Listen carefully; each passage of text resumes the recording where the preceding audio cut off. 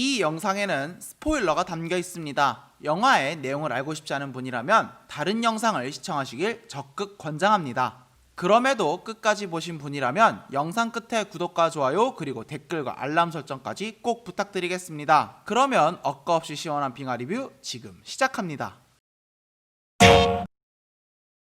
강철비2 정상회담이 개봉했습니다. 2017년에 개봉한 강철비의 후속작으로 전작과 같이 양우석 감독이 메가폰을 잡았고 주연 배우는 전작에 이어서 정우성과 곽도원 그리고 이번에는 유연석까지 출연했는데요. 전작은 400만 관객을 모으며 흥행했기에 코로나19로 직격탄을 맞은 20년도 극장가에서 과연 흥행할 수 있을까? 또 전작의 후속작임에도 전혀 내용이 이어지지 않는 다른 작품으로 나왔기에 과연 어떻게 영화가 다듬어져 나올까 기대했는데요. 일단 시사의 반응과 평론가 평은 나쁘지 않은 상황이었기에 오늘 아침 장맛비를 뚫고는 직접 7시 30분 조조영화를 보고 왔습니다. 강철비의 대략적인 내용은 이렇습니다. 한국의 대통령 정우성은 일본의 우익단체를 중국이 지원하고 있다는 첩보를 받게 됩니다. 한북미 평화협상을 앞두고 있던 시점에서 이 조짐이 심상치 않음을 깨닫고는 곧이어 미국의 대통령 스무트가 협상을 미루고 연락조차 잘 받지 않는 상황까지 되자 결국 센가쿠 미일합동훈련에 참여하라고 결정을 내리죠. 다시 한미 정상 간의 대화가 진행,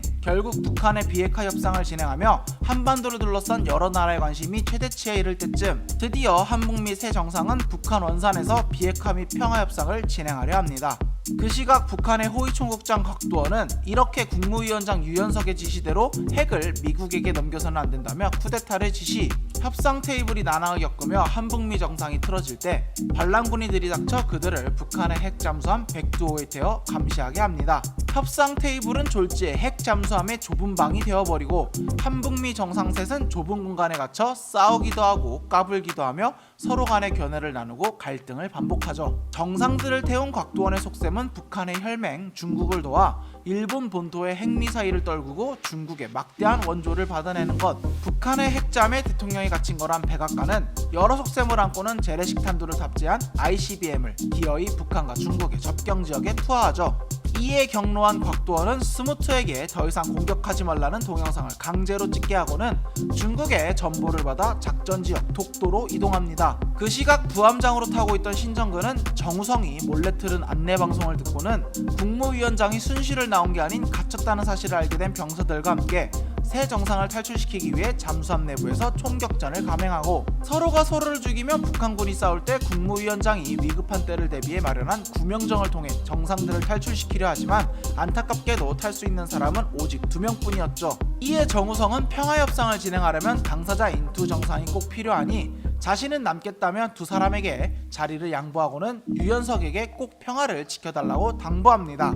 하지만 그들의 탈출에도 곽도원은 굴하지 않으며 끝까지 핵미사일을 일본에 떨어뜨리려 하고 북한이 핵으로 일본 본토를 타격한다면 반드시 동맹인 미국은 북한을 핵으로 타격할 거고 그렇게 되면 혈맹이라 자부하는 중국도 어쩔 수 없이 발을 뺄 거라고 정우성이 외치지만 곽도원은 꿈쩍도 하지 않고 정우성을 총으로 쏴버리죠. 하지만 동시에 때를 기다린 신정근은 곽도원을 총으로 사살, 때마침 여러 소란에 일본 잠수함에 발각된 백두호는 여러 회피 기동을 보이며 아슬아슬하게 어뢰들을 피해나가지만 결국 격침의 위기에 처하고 서로가 서로에게 괜찮습니다, 일 없습니다를 말하며 정우성과 신정근은 마지막으로 두 손을 꽉 잡고는 죽기만을 기다리며 한반도의 평화를 기원하지만 극적으로 백두호 주변으로 대한민국 잠수함이 등장, 발사된 어뢰를 어뢰로 맞대응하여 폭파시키고는 독도에서 이곳은 한국의 영해 독도라는 걸 방송으로 알리며 일본 잠수함을 내쫓고는 대한민국 대통령을 안전하게 구출합니다.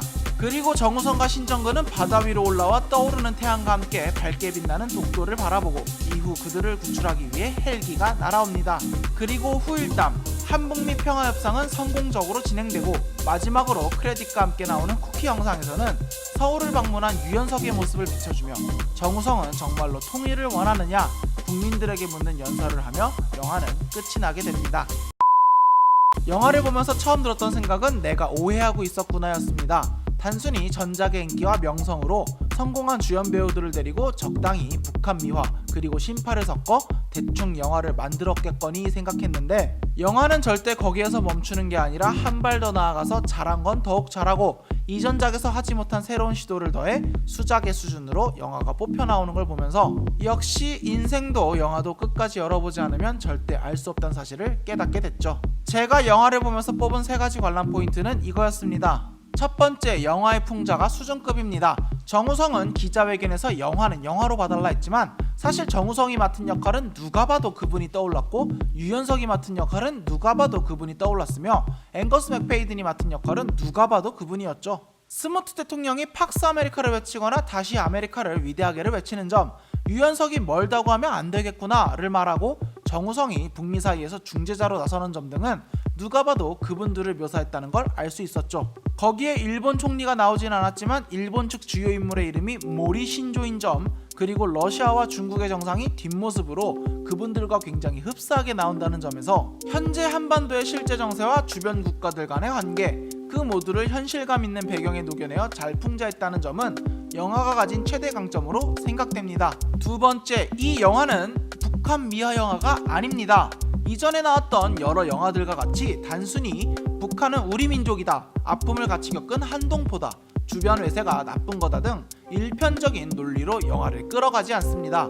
영화 한 편으로 설명하기엔 너무 많은 이유가 있겠지만 유연석의 대사를 통해 북한이 핵에 집착하는 이유를 밝히고 여러 인물의 모습을 통해 북한을 다각적으로 접근하려는 모습을 보여주기에 단순히 북한 미화물로 평가하기에는 조금 무리가 있지 않나 싶습니다.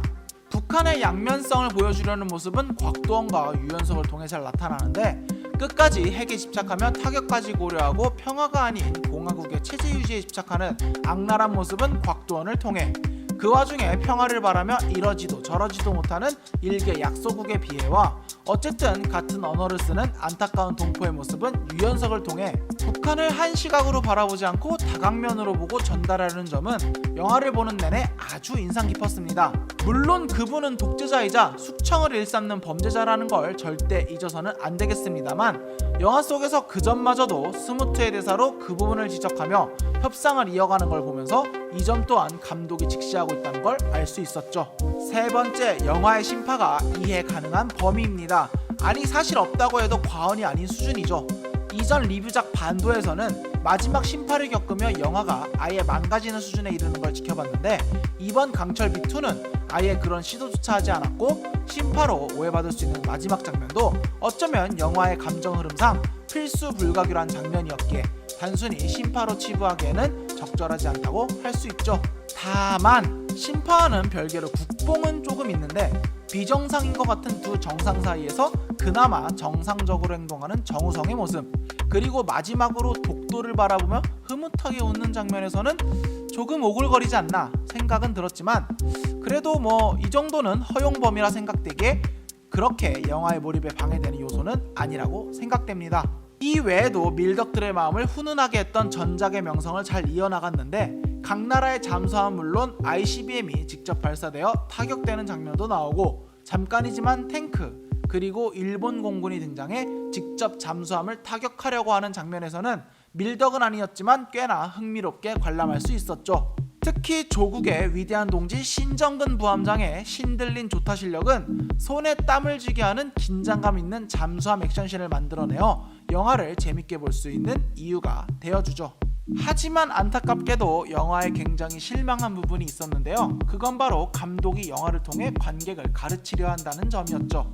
정우성이 휴전협정 사본을 읽으며 영부인 염정아에게 휴전협정에 대한민국 사인이 없다는 사실을 왜 모르냐고 물어보는 장면, 새 정상이 핵잠수함에 갇혔을 때 여러 역사적 사실을 들먹이며 정우성이 그들을 가르치는 장면, 마지막으로 엔딩 크레딧 쿠키에서 정우성이 스크린을 바라보며 정말 평화를 원하냐고 되묻는 장면 등에서는 감독이 관객에게 무엇을 말하려 하는지 그리고 무엇을 알려주려 하는지 등이 정확하게 전달되는데 영화는 우리가 배우려고 보는 게 아닌 궁극적으로 즐기려고 보는 매체인 만큼 감독이 전달하고 싶었던 메시지를 노골적으로 장면에 녹이기보다는 여러 미장센이나 메타포에 담았으면 더욱 좋지 않았을까 생각이 들었습니다. 개인적으로 정우성의 캐릭터가 계속해서 질문을 던지는 모습 때문에 상당히 밋밋해지지는 않았나 아쉬움이 들었죠. 분명히 영화는 호불호가 갈릴 거라 생각합니다. 북한 미화물이 아니고 심파가 아니라 얘기했지만 어쨌든 그마저도 제 생각이고 다른 이는 다를 수 있으니까요. 대부분의 영화 흥행은 맞춰봤지만 이번 영화는 특히 호불호가 심할 것으로 예상되어 400만 명이라는 손익분기점의 허들이 상당히 힘겹지 않을까 조심스럽게 예견해봅니다. 오늘의 리뷰는 여기까지입니다. 강철비2 정상회담을 본 여러분의 생각은 어떠신가요? 솔직한 의견을 댓글에 남겨주시면 감사하겠습니다. 그러면 저는 다음에 더욱 좋은 리뷰로 찾아오겠습니다. 그때까지 모두 슈바!